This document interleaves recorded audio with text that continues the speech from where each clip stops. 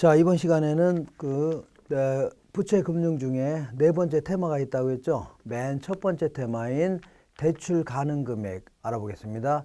순서에 따라서 두 번째는요, 이자율 조정, 세 번째는요, 원금 이자를 갚아 나가는 방식, 마지막으로요, 유동화 제도, 이렇게 해서 부채 금융을 마무리할 겁니다. 자, 이 맨 먼저 대출 가능 금액을 공부하기 전에 일단은 용어를 좀 몇 가지 좀 정리할 필요가 있습니다. 그래서 208페이지 보시면 저당 관련 기초 용어다 해갖고, 자, 이자율이라는 것은 내가 이제 집을 누구한테 빌려준다 그러면 그거에 대한 대가로 뭐 임대료 같은 거 받죠. 그러면 이거와 똑같이 그 돈을 빌려주게 되면 그에 대한 대가로 뭘 받아야 될 거 아닙니까? 이게 이자입니다. 이때 1억을 내 빌려줬는데 1년 동안에 500만 원 이자를 받겠다. 그러면 1억 분의 1년간 500만 원 있죠? 요거를 이자율 해줍니다. 1억 분의 500만 원. 자, 그래서 요거는 보통 내가 은행에다 빌려준다. 그럴 경우는 은행 같은 건 위험이 거의 없죠. 그러니까 시간에 대한 대가로 받으려고 할 겁니다. 이걸요, 이자다. 근데 은행도 다른 사람한테도 빌려주려고 하죠. 근데 은행이 또 다른 사람한테 빌려줄 때는 뭐 위험이 큰 사람도 있을 거 아닙니까? 회수를 못할 수도 있고 하니까 그때는 자, 그 시간에 대한 대가 외에도 위험에 대한 대가 있죠? 이런 거 좀 받으려고 할 겁니다. 어쨌거나 자, 이자율이라는 것은 이 어떤 자, 현재의 소비를 포기하고 이걸 미래로 미루는 데 대한 뭐 화폐의 뭐 시간 가치다. 이렇게 하시면 됩니다.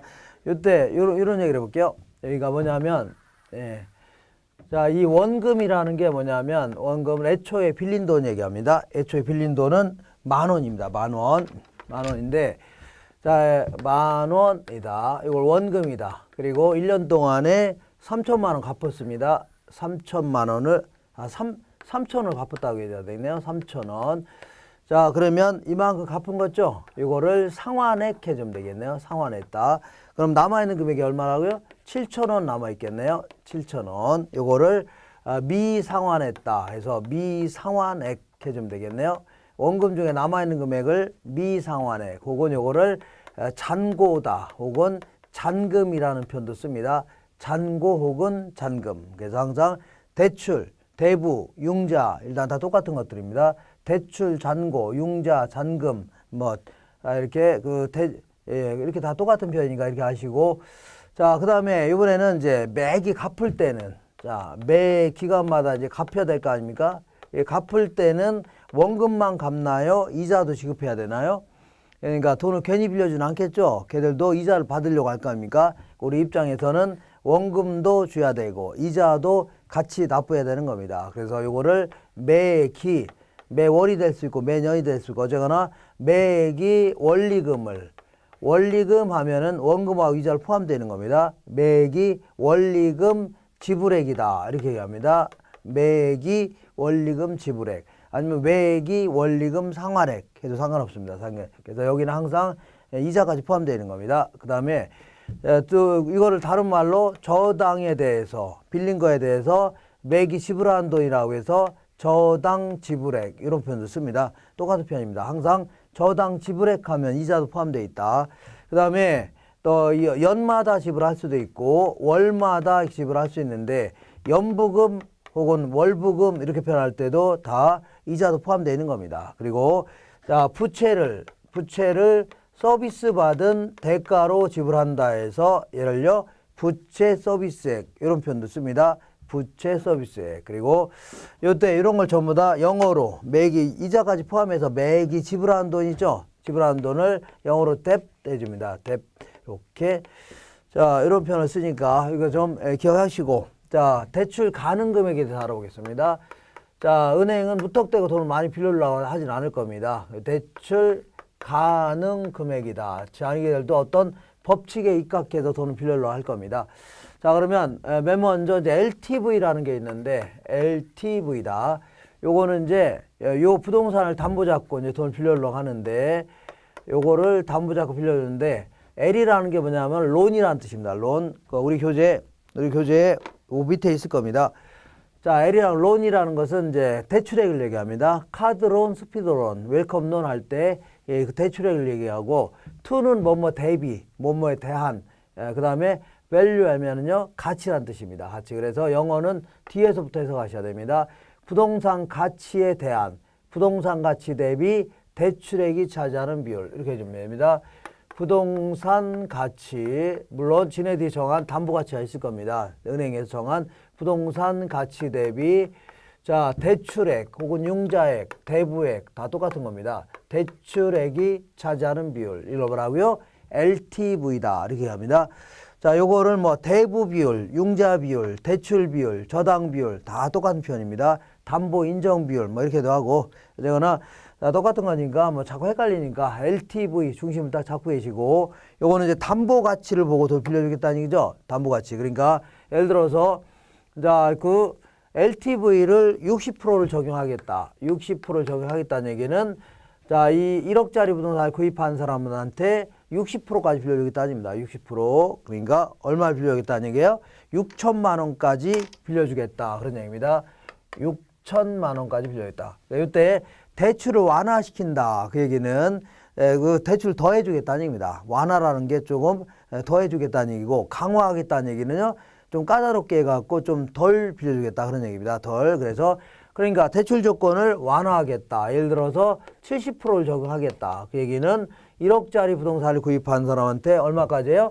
7천만 원까지 빌려주겠다는 얘기입니다. 이걸 뭐라고요? LTV다. 이렇게 합니다. LTV. 예.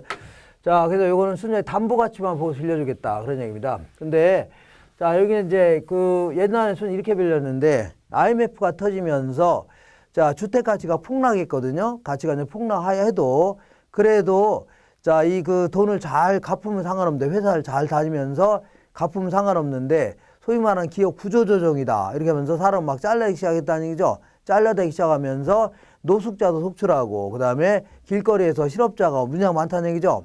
예, 그러니까 어쩌나 돈을 갚을 능력이 안 되는 겁니다. 그러다 보니까 자, 이 금융시장, 그 법원에서는 뭐 경매 물건이 수두룩하게 쌓이고 그다음에 금융시장 자체가 엉망이 됐다는 얘기죠. 교란이 나타나기 시작했던 겁니다. 그래서 안 되겠다. 니네들 돈 빌려줄 때 담보가치 외에도 그 사람의 소득도 좀 보고 빌려주라. 그 얘기입니다. 소득도 좀 보고 빌려주라. 그래서 이 주택에서 돈 빌려줄 때 이걸요. DTI라는 겁니다. DTI다.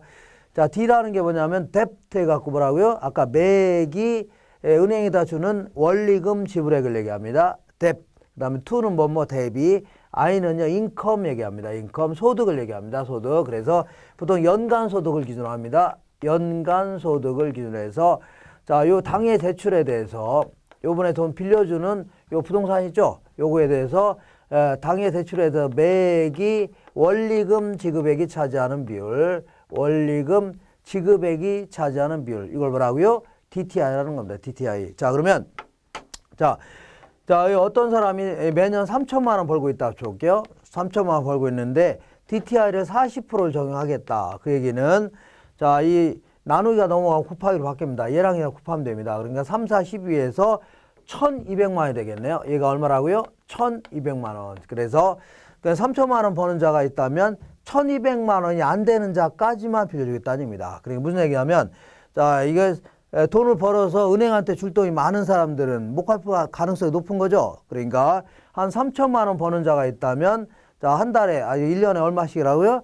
1,200만 원이 안 되는 자까지만 빌려주겠다 그런 의미입니다. 이게 넘어가면 안 빌려주겠다는 의미입니다. 그러니까 금융기관하고 뭐 기간을 연장해서 이걸 줄이든지 그거는 네 알아서 하고 어쨌거나 매년 1,200만 원이 어떻다고요? 안 되는 자까지 빌려주겠다 그런 얘기입니다. 그러면 대출 조건을 완화하겠다. 그 얘기는 예컨대 이거 60%를 하겠다. 60% 한다는 얘기는 3, 68에서 얼마라고요? 1,800만 원이 안 되는 자까지도 빌려주겠다는 얘기죠. 그러니까 돈 벌어서 은행한테 줄 돈이 많은 자들도 빌려주겠다는 얘기입니다. 이걸요. 대출 조건을 완화시킨다 이렇게 표현합니다. 다시 해볼게요. 자, 이거는 그 사람이 소득도 빌려주겠는데 보고 빌려주겠다 그런 얘기인데 돈 벌어서 은행한테 줄 돈이 많은 자들은 못 갚을 가능성이 커지는 거죠. 그러니까 자, DTI는 그 사람 소득을 보고 빌려주면서 예를 들어 이 사람이 3천만 원 정도 벌고 있다. 물론 이것도 전부 세무서에서 세무 자료 있죠 이런 거 가지고 입증해야 됩니다. 3천만 원 버는 자가 있다면 40%까지를 빌려주게 40%가 되는 자까지 빌려주겠다는 얘기입니다. 그러면 3, 42에서 얼마라고요? 1,200만 원 이렇게 1,200만 원이 되는 자까지만 빌려주겠다. 이게 넘어가면 안 된다는 얘기죠. 그리고 요거에 대해서 대출액을 계산할 때는 원리금 균등 상환액을 가정하는 게 일반적입니다. 왜냐하면 문제에서 거의 저당 상수가 주어집니다. 저당 상수는 자 뭐라고요? 매기 원리금 균등 상환액 있죠? 요걸 가정하는 겁니다. 그래서 요 대출액을 계산할 때 매기 갚을 돈을 계산할 때는 대출액에다가 뭘 곱하라고요? 저당 상수를 곱하게 되면 요 금액이 나오는데 만약에 저당 상수가 0.1이다. 그러면 대출액에다 0.1을 곱한 게 이거란 얘기죠. 이게 매기 원리금 균등 상환액 아닙니까? 그러면 계산하면 이게 얼마나요? 1억 2천만 원이 나옵니다. 그럼 1억 2천만 원 자체가 자, 이 1200만 원을 충족하기 위한 대출액이 되는 겁니다. 다시 말하면 DTI를 충족하는 최대의 대출액이 되는 겁니다. 그래서 자, 이렇게 해서 계산한 대출액과 그 다음에 이렇게 해서 계산한 대출액 둘 중에 작은 금액을 빌려주겠다. 그런 얘기입니다. 둘 다 충족해야 된다면 둘 중에 뭐라고요? 작은 금액을 빌려주겠다. 그런 얘기입니다. 이렇게. 자, 그래서 요 틀에 맞춰서 집어넣으시면 되는 겁니다. 틀에 맞춰서 집어넣으시면 되고 거의 해마다 물어봅니다. 그리고 만약에 이 사람이 요번에 담보대출로 인해서 나가는 돈 외에도 매년 나가는 돈이 담보대출로 해서 나가는 돈 외에도 기존에 아파트 담보대출 받은 것도 있을 수 있는 거죠. 요 주택 외에도 기존에 담보대출 받은 것도 있겠고 상가를 담보대출 받은 것도 있겠고 신용대출 받은 것도 있겠죠. 그럼 그건 어떻게 할 거냐 그런 얘기입니다. 그래서 기타 부채가 있다면 이자 나가는 거는 여기다 포함시키라는 얘기입니다. 이자 나가는 거 포함시키면 얘는 줄어들 수 있죠. 그러면 예를 들어서 자, 그 3천만 원 버는 자가 있는데 3천만 원 버는 자가 있는데 DTI를 40%를 적용하겠다. 40%를 적용하겠다. 그런 얘기인데 이미 이 사람은 다른 부채로 인해서 600만 원씩 나가고 있답니다. 나가고 있다. 그러면 일단은 이 분자가 얼마가 돼야 돼요? 3, 40에서 1200만 원 돼야 되죠. 1200만 원 돼야 되는데 이미 600만 원 나가고 있죠. 그럼 얘는 얼마가 돼야 돼요? 600만 원 돼야 되겠네요. 600만 원. 그러면 여기다가 0.1 곱하니까 얼마라고요? 6천만 원밖에 안 되는 거죠. 이런 식으로 자, 그 대출액이 줄어드는 겁니다. 이렇게 해서 자주 물어보니까 여기다가 쭉 집어넣으시면 됩니다. 이렇게. 그러면 한번 기출된 문제를 한번 풀어보겠습니다. 거기 오른쪽에 기출 체크. 자, 주택담보대출을 희망하는 A가 A의 소유주택 시장가치가 3억 원이고 얘가 얼마라고요? 3억이랍니다. 담보가치가 3억이고 그 다음에 연간소득이 5천만 원이랍니다. 5천만 원 정도 벌고 있답니다. 5천만 원 이렇게 5천만 원 벌고 있다. 자, 그 다음에 거기 보시면 다른 부채가 없답니다. 그럼 다른 부채가 없다는 얘기는 결국은 기타 부채 이자 나가는 건 0이라는 얘기죠. 이렇게 0이다. 그럼 A가 받을 수 있는 최대 대출 가능 금액은 얼마인가? 먼저 연간 저당 상수는 다 집어넣어볼게요. 0.1이랍니다. 얘는 0.1. 그 다음에 자, 담보 인정 LTV는 60%까지 적용하겠다. 60%까지 적용하겠다. 그리고 자, DTI는요. 40%까지 적용하겠다입니다. 40%. 자, 그러면 둘 다 충족한다는 얘기는 이렇게 계산한 거와 이렇게 계산한 것 중에 둘 중에 작은 금액을 빌려주겠다는 얘기입니다. 그러면 자, 보세요. 자, 얘는 LTV를 충족하는 대출액은 368에서 얼마라고요? 1억 8천만 원이 되는 겁니다. 1억 8천만 원. 그 다음에 얘를 볼게요. 자, 이 DTI를 충족하는 이 분자가 얼마가 돼야 돼요? 4, 5, 20에서 2천만 원 돼야 되는 거죠. 2천만 원 돼야 되는데 기타 부채 나가는 거 없죠. 그러니까 요게 얼마가 돼야 돼요? 2천만 원이 돼야 되는 겁니다. 2천만 원. 그러면 2천만 원을 충족하는 대출액은 뭐냐면 여기다가 요거 곱한 게 이거란 얘기죠. 그러면 곱하기가 넘어가면 뭘로 바뀌어요? 나누기로 바뀌는 겁니다. 그래서 2천만 원 나누기 0.1 하니까 얼마 돼요? 2억이 되는 겁니다. 2억. 그러면 자, 그 LTV를 충족하는 대출액은 1억 8천. DTI를 충족하는 대출액은요 2억이니까 둘 중에 작은 금액인 1억 8천을 빌려주겠다 그런 의미입니다. 1억 8천을 빌려주겠다 그런 의미입니다. 자, 작년에 이렇게 해서 여기다 막 집어넣으시면 됩니다. 작년에 자, 그러니까 2017년도에 파리 부동산 대책을 통해서 정부가 여러 가지 청약 조정 대상 구역이다 해갖고 자, 청약 조정 대상 구역이다 이렇게 정한 다음에 이런 지역에서는 어떤 지역이냐면 자, 일단은 주택가치 상승률이 다른 지역보다 막 2배 이상 막 계속 올라간다든가 아니면 청약 경쟁률 같은 게 있죠. 여기 5대 1이 넘어가는 이러한 지역을 선정한 겁니다. 이런 지역이 어디냐면 서울에 25개 그 구 있죠. 그거 하고 그다음에 경기도는 경기도 일대는 과천이라든가 아니면 뭐 성남이라든가 기타 뭐 동탄이라든가 이런 걸 7개 시가 있습니다. 그리고 남양주 이런데 그리고 그다음에 부산의 해운대라든가 아니면은 뭐 서면 뭐 기장 쪽 있죠. 그런 쪽도 이제 포함됩니다. 그리고 세종 이렇게 포함돼서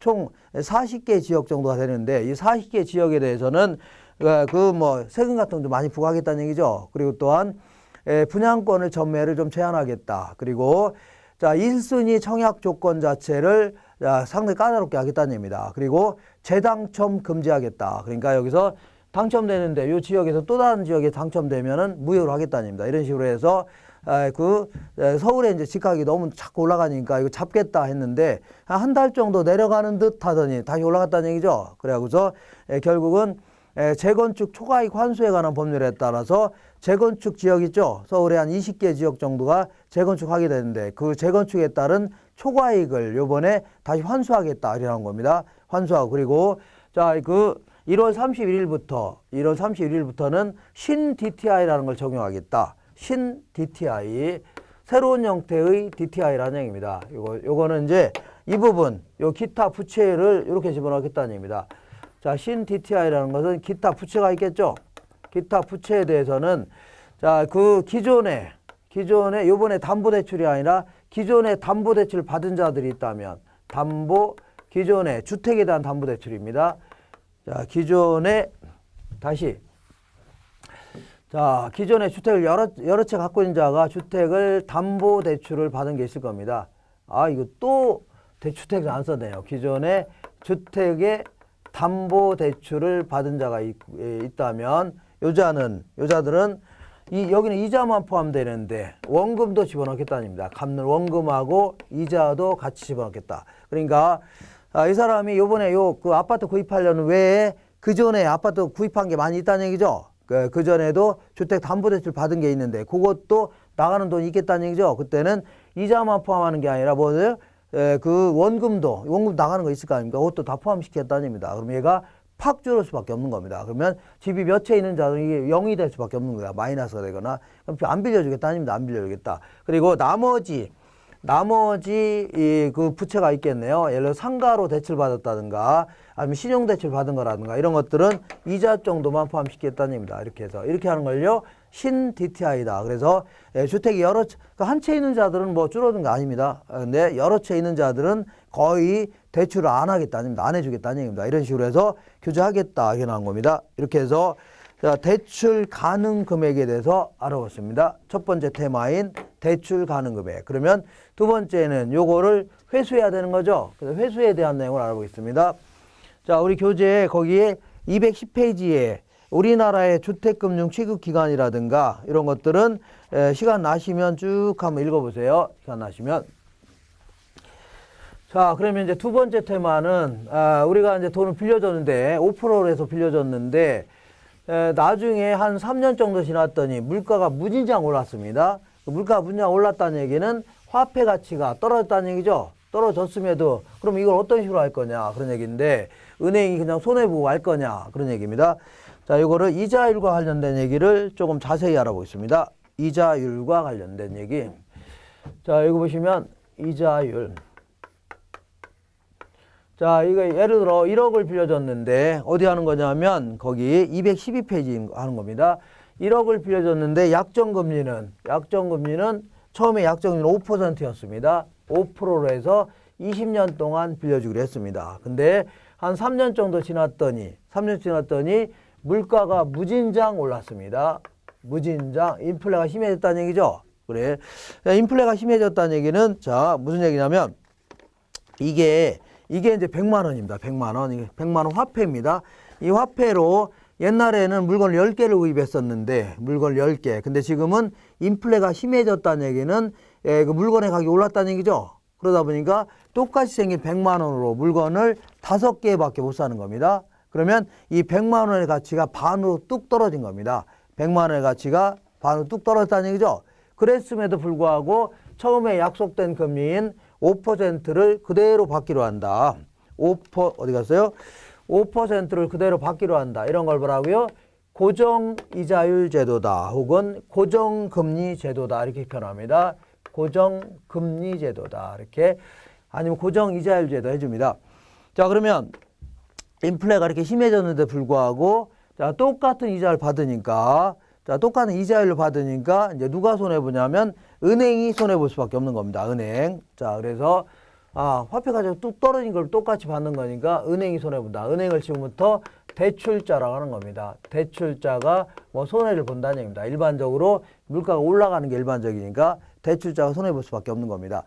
자 그리고 참고로 이 금리하고 이자율은 거의 뭐 똑같은 용어입니다. 똑같은 용어입니다. 이게 원래는 옛날에 좀 틀렸는데 옛날에는 뭐냐면 금본위 시대라고 해서 아주 옛날에는 그 나라가 갖고 있는 금이라든가 은의 양이 있죠. 여기에 맞춰서 화폐를 발행했던 겁니다. 그러다 보니까 자 결국 화폐를 빌려준 거에 대한 대가가 결국은 금을 빌려준 대가하고 똑같았습니다. 그래서 그때를 금리라고 했는데 요즘에는 뭐 금의 양에 맞춰서 이렇게 발행하지는 않겠죠. 그러니까 무슨 그 시중에 이제 그 인플레이션이라든가 디플레이션이라든가 이러한 시장 상황에 맞춰서 정책적으로 화폐를 발행하는 겁니다. 이렇게 어쩌거나 지금은 금리라든가 이자는 똑같다는 거 기억하시고 안 되겠다. 이렇게 손해보지 않겠다는 얘기죠. 그래서 원래 약정금리는 몇 프로였다고요? 5%였는데 자 이거를 한 2% 더 올려서 7%로 받겠다. 이렇게 하는 걸요. 변동이자율 제도다. 혹은 변동금리 제도라는 겁니다. 변동금리 제도다.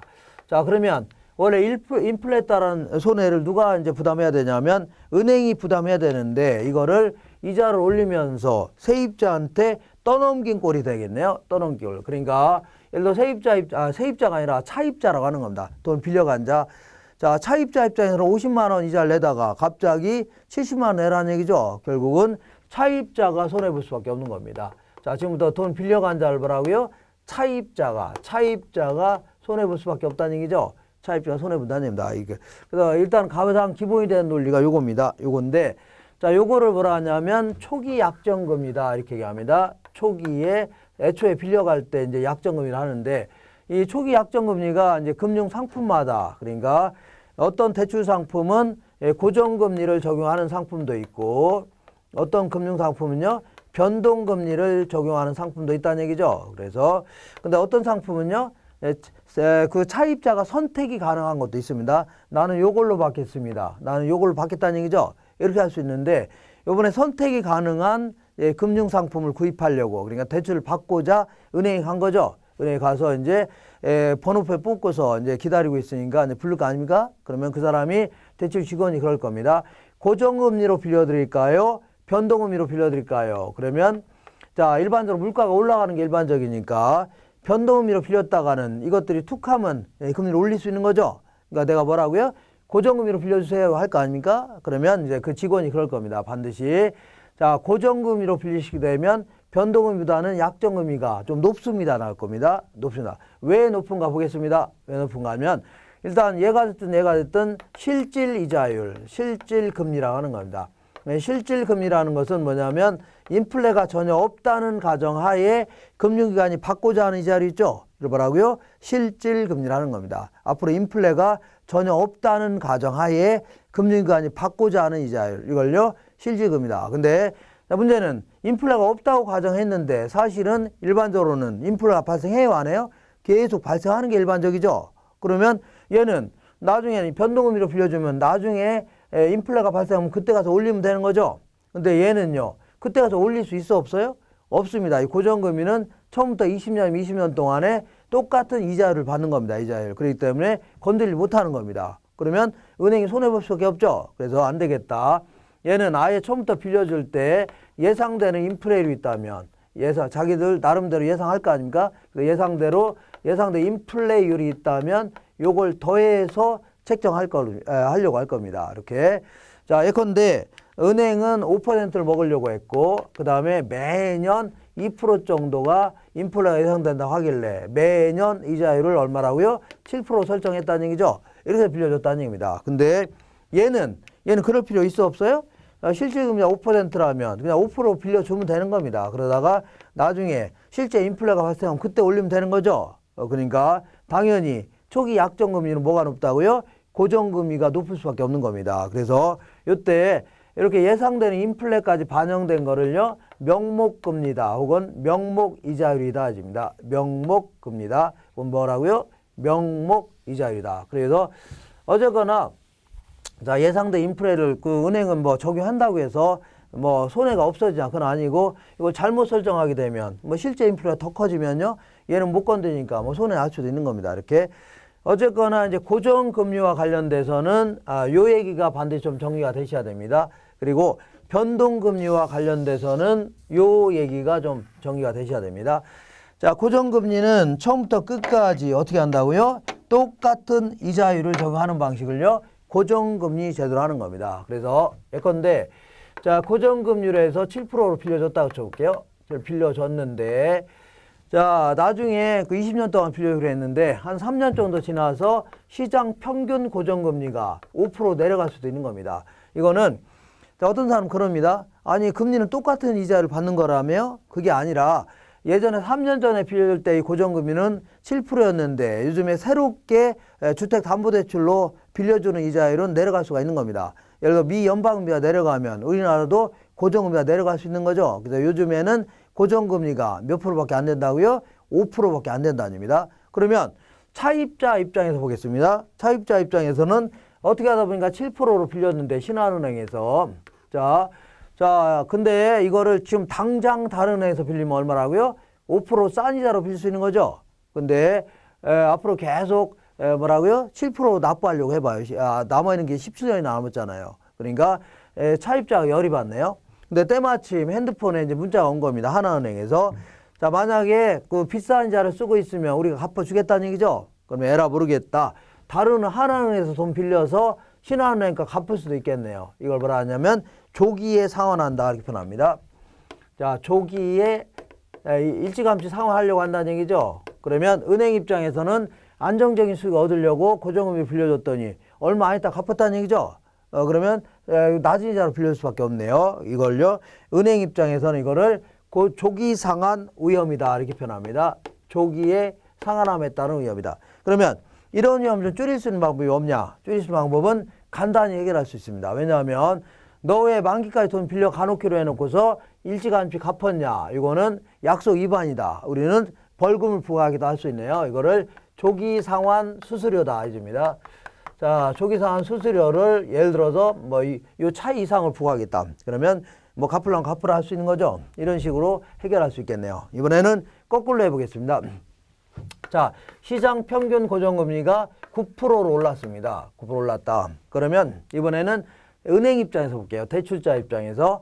대출자 입장에서 어떻게 하다 보니까 7%로 빌려주긴 했는데, 이걸 당장 지금 다른 사람한테 빌려주면요, 9%의 높은 이자로 빌릴 수 있는 거죠. 근데 앞으로 자, 남아있는 17년 동안에 7%만 받으려고 해봐요. 열이 받기 시작하네요. 그래서 예를 들어서 고정금리 위주로 빌려주는 은행들은 건들지 못하는 거죠. 계속 손해볼 수밖에 없는 겁니다. 근데 만약에 변동금리 위주로 빌려주는 은행들은 시세에 맞춰서 계속 올렸겠죠. 그러니까 당연히 고정금리로 빌려주는 은행들은 죽쓰고 앉아있는 겁니다. 그래서 요거를 뭐라 하냐면 이 부분을 조기 상환 위험 해주는 바람에 이거를 이자율 위험이라 하는 겁니다. 이 부분을. 자, 그러면 이런 위험을 줄일 수 있는 방법이 없냐? 줄일 수 있는 방법은 없습니다.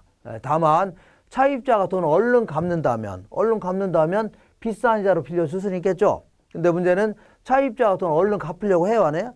뭐하러 갚습니까? 자기가 대출 기간 동안은 갚았다가는 다시 비싼 이자로 써야 되기 때문에, 지금 싼 이자로 쓰고 있기 때문에 당연히 안 갚으려고 하겠네요. 그래서 이 방법이 없습니다. 다만 자, 이거를 이제 차입자를 설득하는 방법이 있습니다. 어떻게 하냐면, 자, 뭐냐면 잔고가 뭐라고 있어요? 잔고가 남아있는 금액이죠.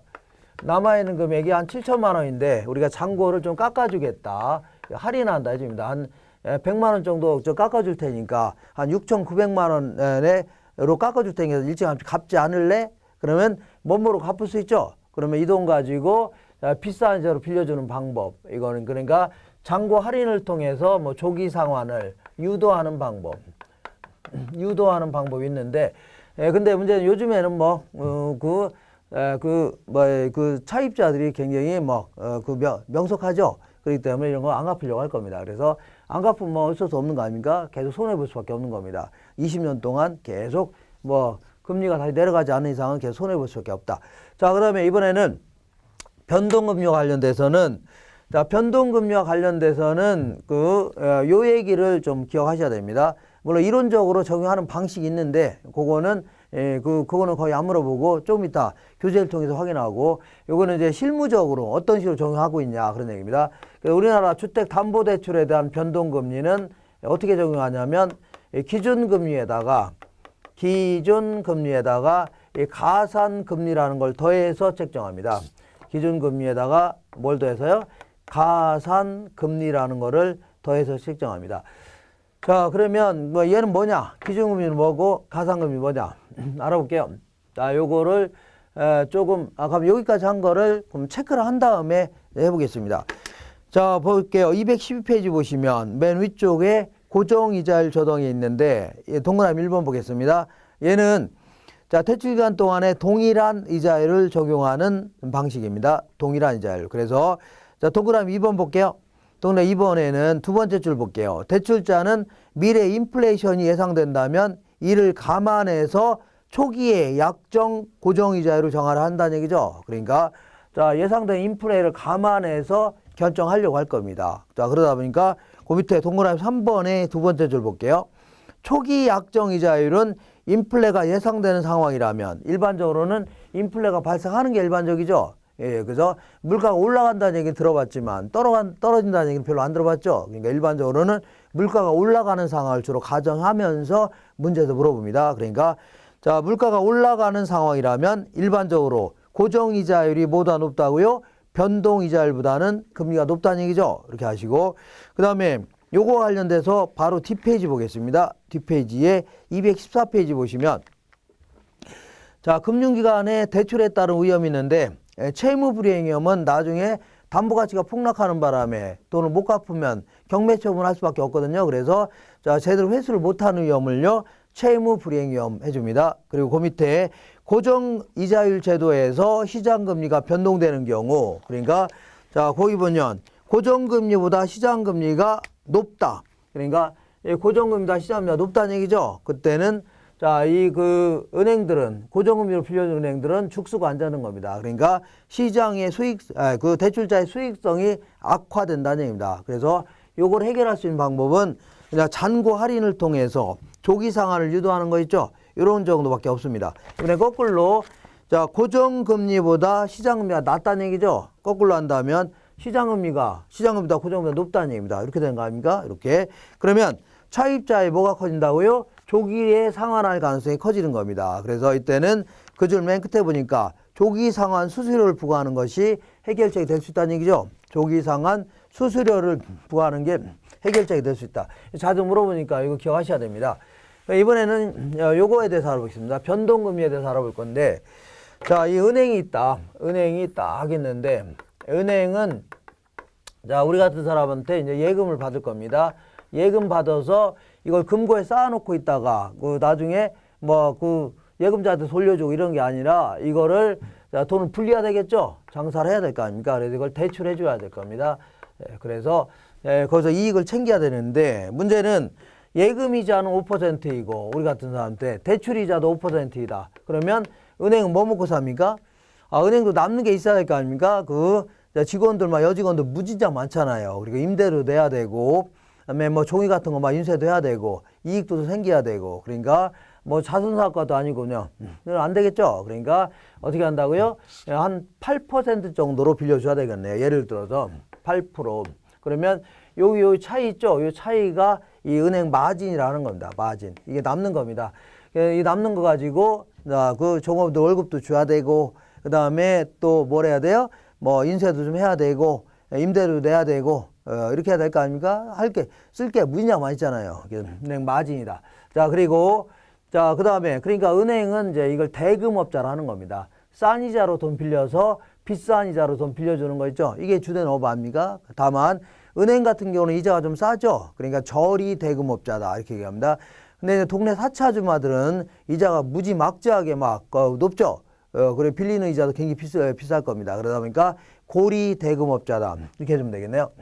자, 어쨌거나 이렇게 해주면 돼요. 은행 마진을 여기다 붙이는 거고 처음부터. 그리고 또한 그 아무리 담보대출이라 하더라도 나중에 담보가치가 폭락할 수 있는 거죠. 그래도 회사 같은 거 잘 다니면 상관없는데 그렇지 못할 경우는 못 갚을 가능성이 커질 겁니다. 그래서 자, 그 신용도도 그 사람의 1등급에서 10등급에 해당되는 신용도 같은 것도 감안합니다. 이렇게 해서 이거는 대출 시점에 확정을 시킵니다. 뭐 지들이 뭐 마진 붙이겠죠. 그리고 그 사람의 신용도에 맞춰서 지들이 뭐 붙일 겁니다. 그러니까 이거는 대출 시점이 확정이 되는 거고 얘는요 실제 인플레에 따라서 계속 변동시키도록 하고 있습니다. 실제. 근데 지들 맘대로 막 변동시키면 돼요? 안 돼요? 안 되는 겁니다. 그냥 갑자기 저번에 5% 받다가 갑자기 뭐 8% 받고 이러면 돼요? 안 돼요? 안 되겠죠. 그러니까 사전에 약속한 방법에 따라 예를 들어서 3개월에 한 번씩 변동하겠다. 아니면 6개월에 한 번씩 변동하겠다. 이렇게 약속하는 겁니다. 그리고 무턱대고 변동하는 게 아니라 뭐 소비자 물가지수라든가 아니면 생산자 물가지수 이런 게 있다면 여기에 맞춰가면서 변동시켜야지. 지들 마음대로 툭하면 변동하. 그럼 돼요? 안 돼요? 안 된다는 얘기입니다. 어쨌거나 요게 이제 실제 인플레에 따라 계속 변동시도록 하고 있는 겁니다. 근데 이런 거를 소비자 물가라든가 생산자 물가 이런 걸 적용하는 게 아니라 이렇게 적용하고 있습니다. 자, 이 은행 예금은 예금 받는 거는 이제 예금을 조달한다 표현합니다. 자금을 조달한다. 조달해서 이제 대출해 주는 거 아닙니까? 그래서 조달 수단은 여러 가지가 있을 겁니다. 그래서 옛날에는 거의 다 정기예금, 정기적금이 대부분이었습니다. 정기예적금 이런 게 거의 대부분을 차지했는데 근래 들어서는 정기예금, 정기적금을 다양한 형태로 변형할 수가 있다는 얘기입니다. 그러니까 다양한 형태로 뭐 변형할 수 있죠. 만기라든가 이런 것도 조정할 수 있고 뭐 여러 가지 형태의 변형. 그러니까 은행에 가면 예금 상품들이죠. 이런 거 생각하시면 됩니다. 예금사. 그래서 뭐 상호 부금이라든가 아니면 뭐 주택 부금이라든가 여러 가지 형태로 해서 돈을 예금 받을 수 있다는 얘기죠.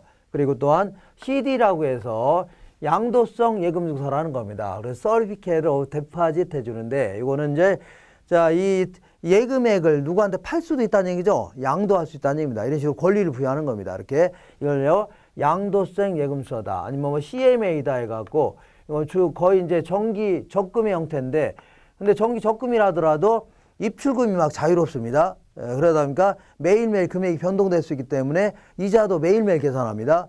그리고 요거는 예금자 보호법에 따라 보호를 못 받는다는 얘기죠. 그러다 보니까 자, 이거 위험이 크니까 이제 이자율이 약간 높은 편입니다. 이렇게. 그다음에 뭐 환매채라든가 자, 환매채는 일정 기간에 그 은행이 다 사드리겠다는 얘기입니다. 그리고 뭐 신종 기여범이라든가 기타 뭐 다양한 형태의 뭐 금융 채권들이 있을 겁니다. 어쨌거나 이런 것들 조달해서 대출해 주는 거 아닙니까? 그러니까 일종의 전부 다 은행들의 그 예금 상품이라고 생각하시면 됩니다. 은행 예금 상품인데 이때 이제 옛날에는 주로 이제 자, 이 양도성 예금서 그러니까 CD 그러니까 이거 양도성 예금 증서의 시세 금리죠. 여기에 맞춰가면서 그 기준 금리를 조정해 나가라 이렇게 했던 겁니다. 양도성 예금서의 시세 금리죠. 그래서 어떤 식으로 하냐면 아주 자세히 물어보지는 않을 겁니다. 그러니까 제가 얘기하는 거를 들으시면서 일단은 주로 이제 우리 시중은행에 있는 주변에 있는 은행들이죠. 이걸 트리플 A라고 하는 은행이라는 겁니다. 은행들은 신용도를 우리는 1등급에서 10등급을 하지만 얘는 은행이 자, 신용이 가장 좋은 은행을 트리플 A 이렇게 얘기합니다. 그 다음 더블 A, 그 다음에 A, 그 다음에 트리플 B 이렇게 하는데 어쨌거나 이렇게 순서에 따라서 이거 우리 주변에 있는 은행들은 거의 다 뭐라고요? 트리플 A입니다. 그래서 이런 은행들이 매일매일 CD를 발행한다는 얘기죠. 양도성 예금서에 발행하게 되면 그 금리를 책정해서 발행할 거 아닙니까? 그러면 매일매일 발행되는 금리를 금융투자협회에다가 보고해야 됩니다. 매일매일 저녁 때. 그러면 저녁 때마다 이제 금융투자협회에서 이거 보고받은 거를 전부 다 통계를 내서 가중 평균한 다음에 금융투자협회 홈페이지에 올려놓습니다. 오른쪽 아래쪽에 올려놓으면 만약에 차입자하고 3개월에 한 번씩 변동시키기로 했다. 그러면 3개월에 한 번씩 변동할 때마다 금융투자협회 홈페이지죠. 여기에 들어가서 그 금리를 여기다 올려놔야 됩니다. 알죠? 이런 식으로 해서 그 실제 인플레를 반영하겠다는 얘기입니다. 알죠? 근데 문제는 요거는 문제가 좀 많은 게 양도성 예금증서라는 게 뭐 통장을 양도하고 이런 건 아니고 증서 있죠, 증서. 증권의 형태로 이제 발행합니다. 예컨대 은행이 이제 보통 이제 여기서 자, 이 그 증서가 이제 액면가가 써 있는 가격이 1,000만 원입니다. 보통 1,000만 원인데 이 1,000만 원짜리 발행하면서 그러니까 이거를 우리 같은 데 팔을 때 얼마에 파냐면 예를 들어서 980만 원에 파는 겁니다. 예를 들어서 그리고 나중에 보통 3개월짜리가 만기라면 3개월 있다가 이 그 CD 갖고 온 사 있죠? 갖고 오면은 그 액면가 써 있는 거 있죠? 이거 내주는 겁니다. 그냥 1,000만 원 내줘야 되겠네요. 액면가가 1,000만 원이라면. 그러면 은행 입장에서 볼게요. 은행 입장에서는 980만 원 받았죠? 그리고 3개월 있다가 1,000만 원 내줬죠? 그러면 20만 원 추가로 내준 꼴이 되겠네요. 20만 원이 결국은 3개월치 이자가 되는 겁니다. 이걸 연이자로 환산해서 금융투자협회에 보고해야 되는데 문제는 요거는 거의 무기명 형태입니다. 무기명이라는 게 우리 통장 같은 경우는 내 이름이 적혀 있죠. 근데 무기명은 이름이 적혀 있지 않는 겁니다. 그러다 보니까 요거를 주로 이제 기업들 입장에서는 주로 거의 무슨 용어로 하고요? 자, 자금 세탁용으로 막 쓰는 겁니다. 왔다 갔다 하면서 세금. 알겠죠? 그러다 보니까 자금 세탁이 많아지면 금리가 뭐 CD 금리가 올라갈 수 있는 겁니다. 정부에서 여러 규제 같은 거 많이 하면요 또 떨어질 수 있고 금리 변동폭이 너무 큽니다. 그리고 또한 이거는 이 많은 조달 수단 중에 CD가 차지하는 비중이 상당히 미약합니다. 작다는 얘기죠. 근데 그걸 가지고 실제 인플레를 반영하라는 것은 너무 안 맞는 단입니다. 그래서 안 되겠다. 요즘에는 자, 양도성 예금서에 금리하고 CD 금리가 있고 그다음에 코픽스라고 해서 자, 이 자금 조달 비용 지수라는 겁니다. 이걸 두 가지를 혼용해서 사용하고 있습니다. 그러니까 어떤 금융상품은 이걸 적용하고 어떤 건 이걸 적용하고 어떤 거는요 차입자가 선택도 할 수 있는 것도 있습니다. 이렇게 이걸요 코픽스라는 겁니다. 그럼 코픽스는 뭐냐? 얘는 뭐냐면 은행이 취급하는 시중은행 9개 은행을 선정해서 자, 은행이 취급하는 모든 자금 조달에 대해서 조달했으면 이자 줘야 되죠? 이자를 줘야 될 거네요. 그러면 이거를 자금 조달 비용이라는 겁니다. 자금 조달 비용. 영어로는요, cost of fund라고 하는 겁니다. 자금의 조달 비용이다. 그러면 이거를 자, 한 달에 한 번씩 그 은행들은 평균을 낸 다음에 한 달에 한 번씩 주어진 기간 내에 이게 뭐라고요? 한 달에 한 번씩 은행연합회에 보고해야 됩니다. 은행에 보고하게 되면 9개 은행을 선정해서 요거를 보고 받았죠. 그럼 요거를 취합해 갖고 가중평균을 합니다. 평균 낸 다음에 매달 15일 날 은행연합회 홈페이지에 올려놓습니다. 올려놓으면 얘는 보통 코픽스 형태로 빌려줄 때는 자, 그 3개월마다 변동하겠다. 아니면 6개월, 9개월, 12개월마다 한 번씩 변동하겠다. 이렇게 약속합니다. 차입자하고. 그러면 만 6개월에 한 번씩 변동하겠다. 그러면 6개월 있다가 은행연합회 홈페이지 들어가서 적혀있는 금리 있죠? 요걸 이렇게 집어넣어야 됩니다. 이걸요, 코픽스라는 겁니다. 코스트 펀드 인덱스라고 해서 자금 조달 비용 지수라는 겁니다. 이렇게 해서 이렇게 너무 자세히 물어보기 힘듭니다. 그래서 간단히 물어본다면 거의 물어볼 때 이렇게 물어봅니다. 우리나라는 CD 금리하고 뭐라고요? 코픽스 형태 두 가지 형태를 혼용해서 사용하고 있다. 이렇게 하시면 됩니다. 자, 이렇게 해서 지금까지 한 거를 뭐 체크해 보겠습니다. 214페이지 보시면 바로 전 페이지네요. 전 페이지에 212페이지 보겠습니다. 맨 아래에서 7번째, 6번째 변동이자율 저당이다. 그래서 1번 보겠습니다. 자, 대출기간 동안에 이자율이 변동되는 방식이다. 대출기간 동안에 이자율을 계속 변동할 수 있는 방법이 있죠. 이걸요, 변동금리 제도로 하는 겁니다. 그래서 동그라미 2번의 세 번째 줄 볼게요. 초기 약정 이자율은 인플레가 예상되는 상황이라면 일반적으로 고정금리보다는 금리가 낮다는 얘기죠. 그러니까 얘보다는 얘가 낮다는 얘기죠. 얘가 높다고 했잖아요. 그러니까 그 얘기하는 거고. 자, 그 옆에 보시면 요거는 이론적으로 이제 금리를 적용하는 방식입니다. 요거는 실무적으로 이렇게 적용하는 거고, 이론적으로는 잠깐 이쪽으로 오겠습니다. 이론적으로. 자, 이론적으로는 1억을 빌려줬는데 약정금리는 5%였습니다. 5%였는데 자, 20년 동안 빌려주기로 했는데 한 3년 지나서 한 3천만 원 갚았다고 쳐볼게요. 3천만 원 갚았는데 갚는 상황에서 물가 부담 올랐다는 얘기죠. 3천만 원 갚은 상황에서 물가 부담 올랐다. 그러면 이자는 항상 남아있는 금액 있죠. 7천만 원에 대해서 이자가 붙는 겁니다. 5% 붙는데 자, 물가 부담 올랐다는 얘기죠. 3천만 원 갚고 난 상황에서 그 다음에 물가 부담 올랐다는 얘기입니다. 그러면 이자를 올려야 되겠다는 얘기죠. 그래서 요거를 올려야 되겠다 하는 건데 요때 요걸 올리는 방법은 크게 이제 세 가지가 있습니다. 자, 먼저 거의 가변 이자율 제도라는 게 있고 조정 이자율 제도라는 게 있습니다. 가변, 그 다음에 재협정 이자율 제도 이런 게 있습니다. 이론적으로. 그러면 가변이자율 제도는 물가가 오르면 그 어떻게 하겠다고요? 물가가 오르면 이자를 올리겠다는 얘기입니다. 그래서 물론 무턱대고 올리면 대화인데요. 안 됩니다. 사전에 약속한 자, 인플레 감응 지수, 예를 들어 뭐 소비자 물가 지수라든가 이런 걸 감안해서 올리는 겁니다.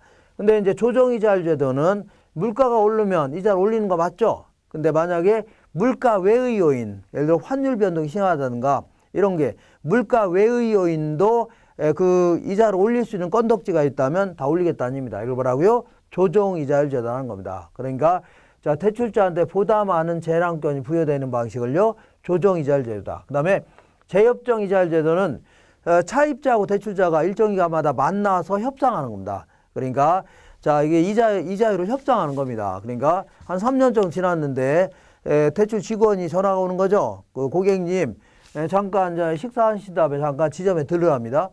아니 내가 꼬박꼬박 돈 잘 갖고 있는데 왜 오라 가라 줘. 느낌이 안 좋은데. 자, 아니나 다를까 갔더니 그 대출기가 그러는 거죠. 고객님 요즘에 물가가 너무 올라서 이자를 올려야 되겠다는 얘기죠. 그러면 내가 뭐라고요? 내가 뭐 이제 올려줘 안 올려줘? 싫다 그러겠죠. 그러면 이제 약관을 잘 보시면 아시겠지만 이게 협상이 잘 안 되면 좀 갚아야 되겠습니다. 나올 거 아닙니까? 그러면 7천만 원 갑자기 어디서 뭐 나서 갚습니까? 그래서 어쩔 수 없이 그 갑질하는데 그 당할 수도 있겠네요. 그래서 이런 식으로 어떻게 한다고요? 협상에 의해서 결정하는 걸요. 재협정 이자율 제도라는 겁니다. 그 다음 이번에는 자, 요거 이자는 안 건드린 대신에 그러니까 물가가 오르면 이자를 올려야 되는데 이자는 그대로 놔둔 상태에서 안 건드 대신에 이 잔액을 건질 수도 있겠네요. 이걸요 가격 수준 조정 대부라는 겁니다. 예를 들어서 자, 그 물가가 너무 올랐으니까 이자는 그대로인데 얘를 한 7,200만 원 하겠다. 이렇게 남아있는 금액을 올릴 수도 있는 겁니다. 이런 식으로 하는 거는 뭐 거의 없지만 어쨌거나 이론적으로 이렇게 할 수도 있다는 얘기입니다. 이걸요 가격 수준 조정 대부다 해줍니다. 그 다음에 이론적으로는 이렇게 하는 거고 실무적으로 우리나라에서 그 아래에서 213페이지 아래에서 8번째 줄 보시니까 10번째인가 변동이자율 제도에서는 거기 4번에 동그라미 4번에 기준금리에다 뭘 더해서요? 가산금리를 더해서 구성하고 있는데 기억번 해볼게요. 기준금리는 첫 번째 줄 맨 끝에 보니까 주로 양도성 예금 증서를 기초로 금리를 기초로 하였는데 현재는 코픽스라는 거하고 혼용해서 사용하고 있다는 얘기죠. 이렇게 해서 문제가 쉽게 나온다면 이 정도만 물어봅니다. 그리고 밑에 가산금리. 가산금리는 자, 그 위험 가산금리라든가 여러 은행 마진 있죠. 은행 입장에서 신용이 너무 상대방이 안 좋으면 막 올리려고 하겠죠. 이런 걸로 구성되어 있다는 얘기입니다. 이렇게 알고 계시면 돼요. 다음에 한 장 넘기시면 이렇게 해서 뭐까지 알아봤냐면 이자율을 조정하는 방식 있죠. 요거 알아봤습니다. 그러면 잠시 끊었다가 원금 이자를 갚아 나가는 방식 알아보겠습니다. 잠깐 끊어서 하겠습니다.